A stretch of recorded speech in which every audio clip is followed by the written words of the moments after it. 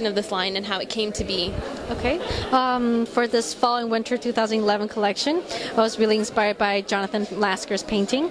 He's a New York painter and he does abstract expressionism. So when I saw his painting, I knew right away I want to create a hand knit wear collection based on his paintings. And why Jonathan Lasker?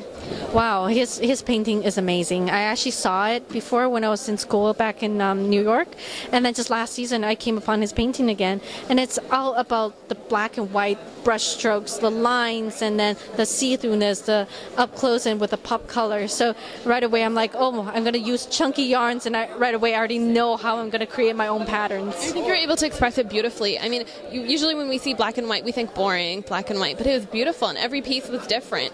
So how did you incorporate different styles within every piece, and you know, how difficult was that? Well, that was pretty tough because when I was sketching, I had to make sure that I have a little variety for every single piece, for every woman actually. And so in the collection, I didn't finalize everything until I didn't start knitting until the end of January.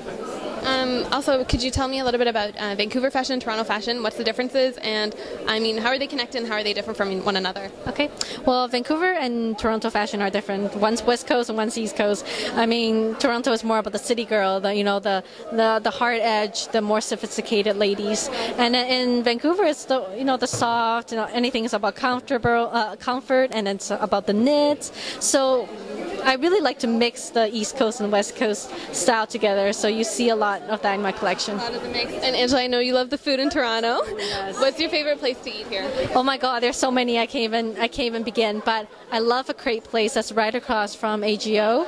I know that one. Oh yeah, that's one of my favorite, and I would say I love all the brunches here. I think breakfast is my favorite meal of the day, and the brunch restaurants here are fabulous. Thank you so much. Congratulations on the collection. It was beautiful. Thank you so much.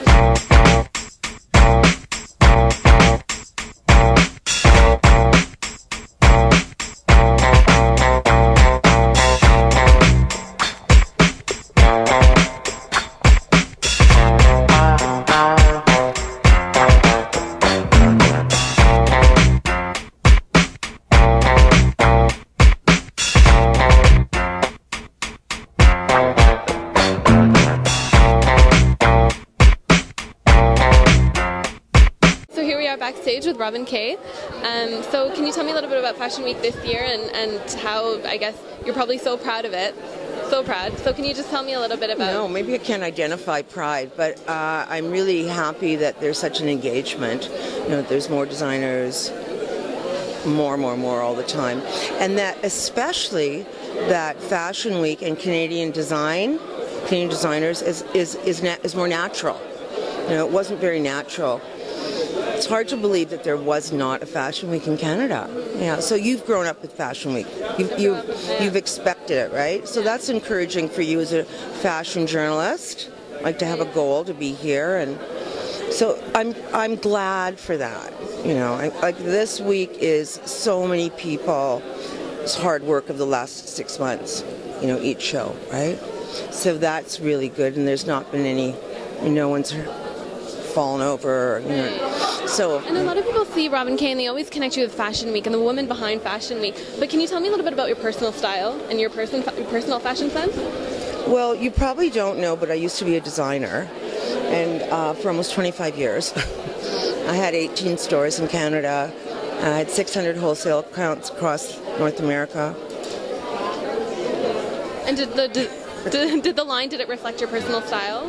Yeah, yes it did, because I wasn't trained at all, and I did knitwear, so I opened up a big knitting mill, and when I went to Paris in 1981, I think, I found a shop and a designer, Agnes B., and she's a French designer of note, and had been very successful with this sweatshirt silhouette that she did, little snaps and sweatshirt, and it wasn't one size, but it was for men and for women and for babies. And when I saw that, I thought, well, I can do this, So I just threw the fabric down, started cutting it out, and then I had a big factory of people who could cut. And so, but I have 3 children. And they're older, And when you ask about personal style, I guess lifestyle, you mean? Yeah. I work really hard, and I think what I am proud of would be that when I stopped my wonderful, because it was a great career, it was almost 25 years, and realized there wasn't a channel that was return on investment, shall we say, for any designers really in Canada, and realized that there wasn't a fashion week. I thought, well, how do designers do it? So I'm deciding to build a fashion week. That's what makes me glad, because a lot of designers now have names, they're stars, they're one of, God forbid, like, the sex and sizzle of a fashion week was kind of against our Canadian cultural emotion, like, oh, no. But I think we're over that, and now we want to get up on the runway, and we want to have stars, and we want to celebrate. So that, I think I should be proud of. Right. And so, do you believe that fashion is an art? I do. How could I have done it? Like, how could I? I'm a perfect example. I was not trained in any way. So, in asking that question, you're saying, are fashion designers artists? Are they artists? Yes, absolutely. That's how they get their inspiration. In the same way that a painter for a painting or a sculptor for marble, designers use clothing. Yeah. And what would you tell young fashionistas today? Well, it can be heartbreaking, and it's a business like any other business, and you've got to follow the business of fashion. Have to follow the business of fashion. The business of fashion is pretty critical. That's what I tell them. How would you critique me today? Perfect. Thank you so much.